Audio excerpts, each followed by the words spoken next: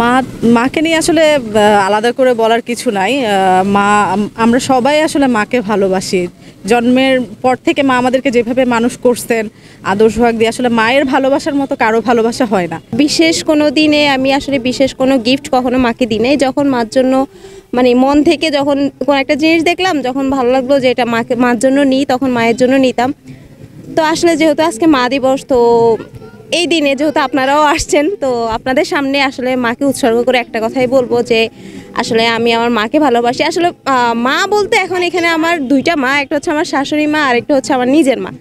তো আমি আমার দুনো মাকেই ভালোবাসি, সবসময় ভালোবাসবো। তবে আমার মাকে আমি অনেক মিস করি। আমার বাবা মারা যায়, আমার ক্লাস 10 থাকতে আমার বাবা মারা যায়।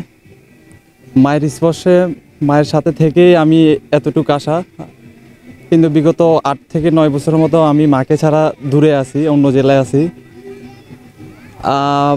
কখনো তো বলা হয় নাই যে মা তোমাকে আমি ভালোবাসি।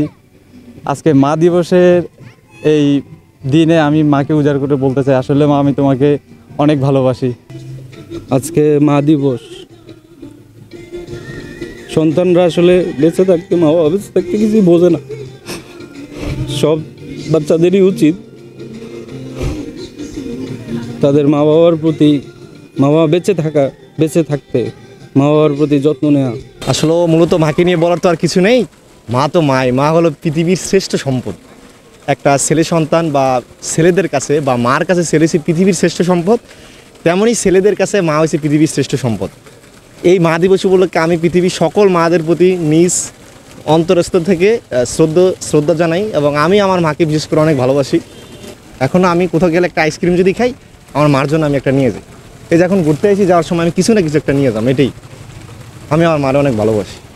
মা যে কী জিনিস, এটা দূরে গেলে আরও বেশি বোঝা যায় যে আসলে সন্তানের জন্য নিঃস্বার্থ ভালোবাসা একমাত্র মাই এটা করে থাকে।